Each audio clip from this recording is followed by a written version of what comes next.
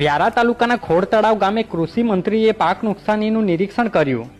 તાપી જિલ્લાના વ્યારા તાલુકાના ખોડ તળાવ ગામે કૃષિ મંત્રી જીતુ વાઘાણી સહિત 3 મંત્રીઓ દ્વારા ડાંગર પાકના નુકસાની અંગે નિરીક્ષણ કરાયું હતું, જે અંગે માહિતી અપાઈ હતી।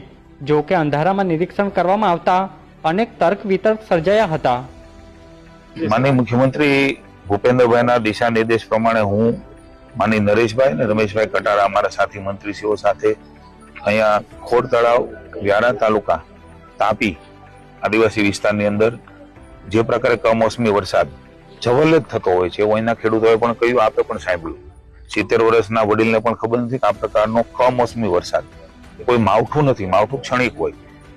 10-15 દિવસ સુધી વરસાદ રહ્યો છે ત્યારે અનેક મુશ્કેલી એ ખેડૂતના ખેતરમાં થાય છે, સ્વાભાવિક છે। એમની સાથે ચર્ચાઓ કરી છે। આજે માનનીય મુખ્યમંત્રી ગીર સોમનાથ ને જુનાગઢ ગયા છે।